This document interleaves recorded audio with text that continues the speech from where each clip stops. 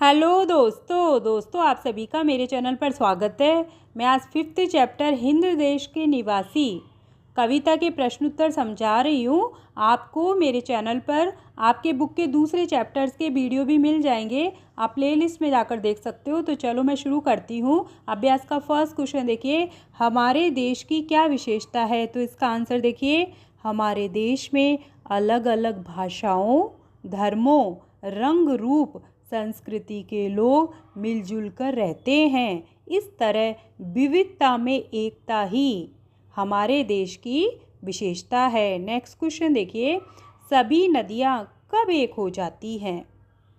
तो इसका आंसर देखिए, सभी नदियाँ अलग अलग स्थानों से निकलती हैं, उनके बहाव भी अलग अलग है, लेकिन जब वे सागर में मिलती है तब एक हो जाती है।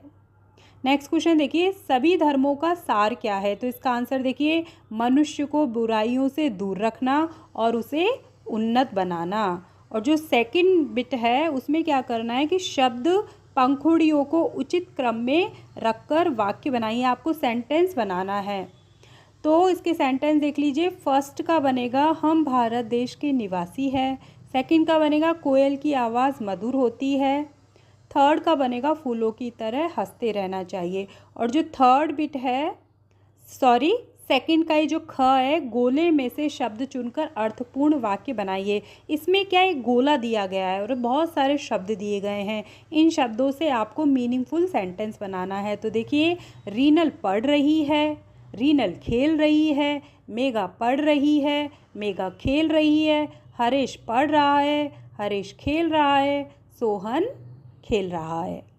और थर्ड बिट देखिए, थर्ड बिट में क्या है, आपको कविता की 2 लाइन दी गई है, उन लाइन का आपको मीनिंग लिखना है, भावार्थ लिखना है। तो देखिए, हिंद देश के निवासी सभी जन एक है, रंग रूप वेशभूषा चाहे अनेक है। तो इसका भावार्थ देख लीजिए, कवि कहते हैं कि भारत देश में रहने वाले सभी लोग एक हैं, उनके रंग रूप, पहनावा और भाषाएं भले ही अलग अलग हो, पर यहाँ सभी लोग मिलजुल कर रहते हैं। सभी देशवासियों की जन्मभूमि एक ही है।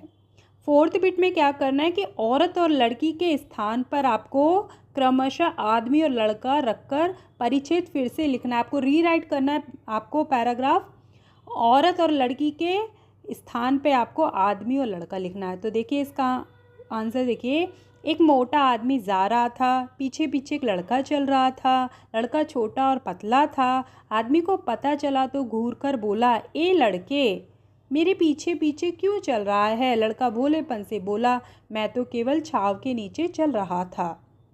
अब आप स्वाध्याय का फर्स्ट क्वेश्चन देखिए, हिंदवासियों में कैसी विविधताएं हैं? तो इसका आंसर देखिए, हिंदवासी अलग अलग रंग और रूप के हैं, उनके पहनावे अलग अलग हैं, वे अलग अलग भाषा बोलते हैं, वे अलग अलग धर्मों को मानते हैं। इस प्रकार हिंदवासियों में अनेक प्रकार की विविधताएं हैं।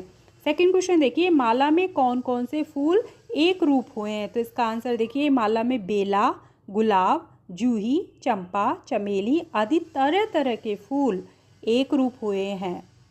नेक्स्ट क्वेश्चन देखिए, इस कविता में किन नदियों का उल्लेख है? तो इसका आंसर देखिए, इस कविता में कई नदियों का उल्लेख है, जैसे गंगा, यमुना, ब्रह्मपुत्र, कृष्णा और कावेरी।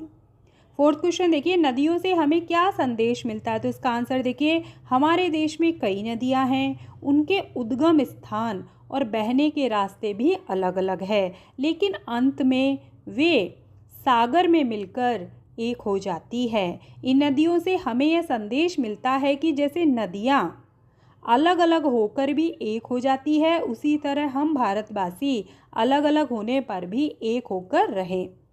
इसका सेकंड बिट देखिए, इसमें क्या करना है, आपको समानार्थी शब्द चुनना है। समानार्थी शब्द पर्यायवाची शब्द होते हैं, सिनोनिम, वो आपको चुनना है और आपको क्या करना है, उनसे मेक सेंटेंस बनाना है, वाक्य प्रयोग करने हैं। तो इसमें देखिए, पंथ, राह और रास्ता, ये तीनों समानार्थी शब्द है, तो इनके वाक्य प्रयोग देख लीजिए। यह पंथ कठिन है, मुझे नई राह मिल गई। अब रास्ता का वाक्य प्रयोग देखिए, मेरे घर का रास्ता सीधा है। अब दूसरा देखिए, दूसरे में कुसुम, पुष्प, फूल, ये सब समानार्थी शब्द है, पर्यायवाची शब्द भी बोलते हैं समानार्थी शब्द को। तो कुसुम का देखिए गुलाब का, यह गुलाब का कुसुम है। पुष्प का देखिए कमल के पुष्प जल में होते हैं। फूल का देखिए फूल खूबसूरत होते हैं। थर्ड वाले में देखो अनूठा, अनोखा, निराला, ये तीनों समानार्थी शब्द है। तो पहले आप अनूठा का वाक्य प्रयोग देख लीजिए। यह बातचीत के लिए अनूठा विषय है। अनोखा का देखिए उसने अनोखा रास्ता पकड़ा। निराला का देखिए मेरा भाई दुनिया में सबसे निराला है। फोर्थ वन में जन, मनुष्य, मानव, ये तीनों समानार्थी शब्द है। तो जन का वाक्य प्रयोग देखिए जन जन के हृदय में ईश्वर बसते हैं। अब मनुष्य का देखिए मनुष्य के जीवन में सुख दुख दोनों आते रहते हैं। लास्ट मानव का देखिए जिसमें मानवता हो वही मानव है। धन्यवाद।